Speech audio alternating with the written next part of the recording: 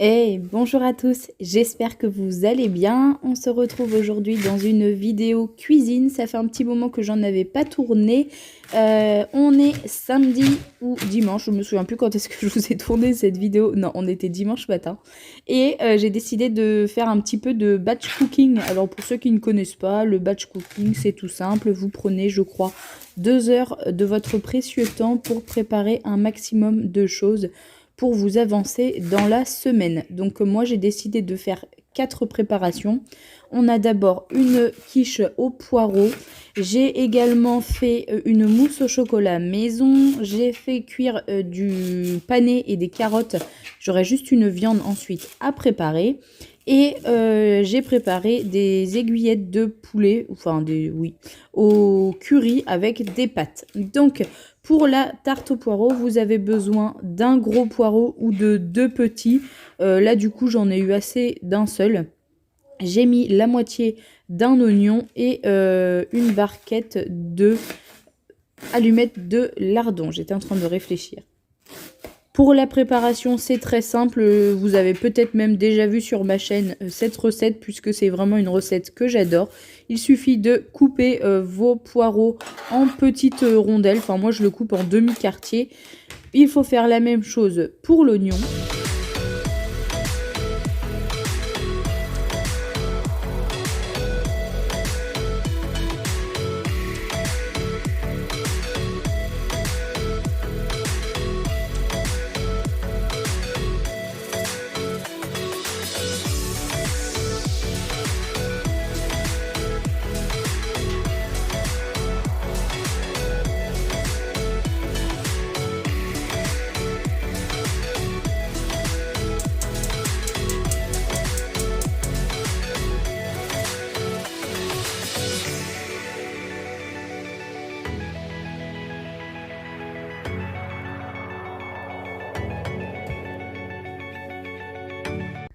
Je fais chauffer une poêle avec de l'huile d'olive, puis je vais faire revenir ma préparation à l'intérieur de celle-ci pendant, je dirais, en bien 5-6 minutes.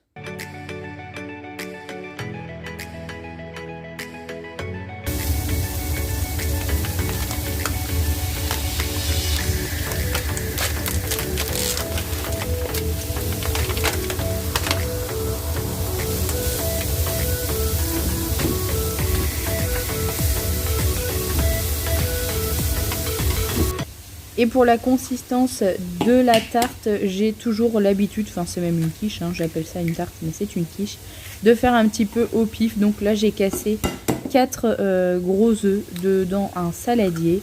Je vais rajouter de la crème liquide, ou elle est semi-épaisse, je me souviens plus trop. Bien entendu on met du sel et du poivre.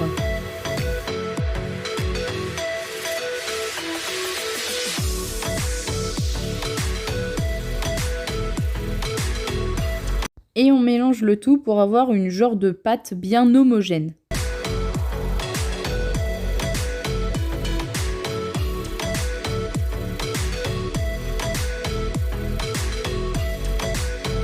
Ensuite, dans un moule à tarte, je vais y déposer une pâte feuilletée toute prête. Je vous avoue que ça, c'est vraiment la chose que je ne fais jamais, pour ainsi dire. Ça coûte vraiment très peu cher et j'ai clairement pas le temps de préparer chacune de mes pâtes lorsque je fais des quiches, des tartes ou autres. Donc je déroule ma pâte dans mon plat. Puis moi je vais couper les bords de la feuille parce que je trouve que c'est toujours trop gros. Après vous pouvez très bien les laisser, libre à chacun de faire comme il en a envie.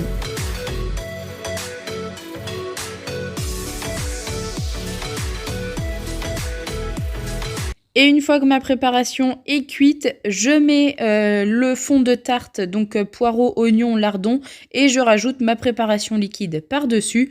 Je mets ça au four à 200 pendant entre 20 et 25 minutes et je mets un petit peu de gruyère pour la gourmandise. Ensuite, je vais préparer mes carottes et mes panais. Donc, pour faire le moins de vaisselle possible, moi, je vous avoue que quand je fais mes coups de batch cooking, je réutilise tout. Donc là, le bol, enfin le saladier, où est-ce qu'il y avait la préparation avec les œufs et tout de la quiche précédente, je vais y mettre toutes mes épluchures. Et dans l'assiette d'à côté où j'avais mis le poireau, eh bien, je vais y mettre mes légumes qui sont épluchés. Pour la recette, c'est très simple. Moi, j'ai dû éplucher 4 ou 6 carottes, je ne me souviens plus, et 2 panais. Ensuite, je vais les couper en rondelles, mais vous pouvez les couper comme vous voulez. Ça peut être en petits carrés, en cubes, ça peut être en rondelles, ça peut être également en genre de julienne. Vous faites vraiment comme vous voulez. Vous avez besoin d'eau, de sel, de poivre et de miel.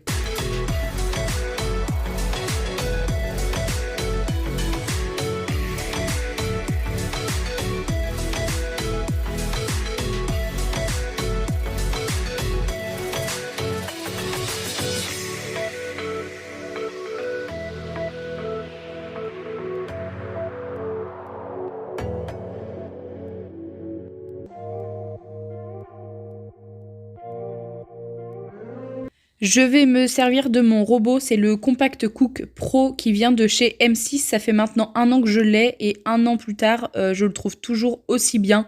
Donc j'avais acheté les disques à légumes râpés, enfin à râper, etc. Pour le robot qui sont pas vendus avec. Et franchement, je regrette pas parce que je m'en sers énormément et en un rien de temps, la préparation est faite.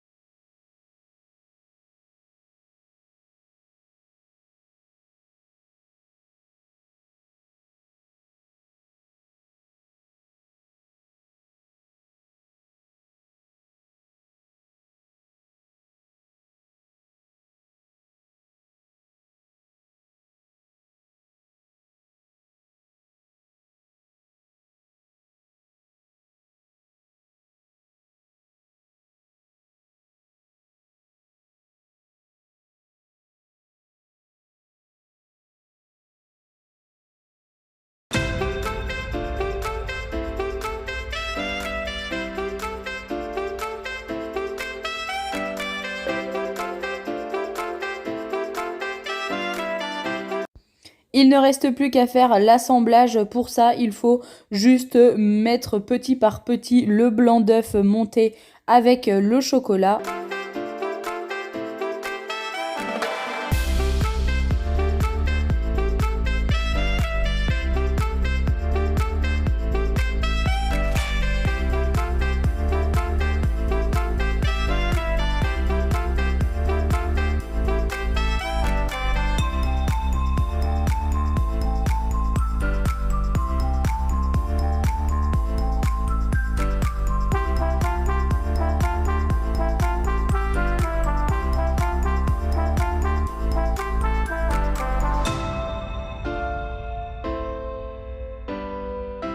Et une fois le mélange terminé, je glisse le tout dans un plat et je vais mettre ça au frais pendant minimum 2 heures.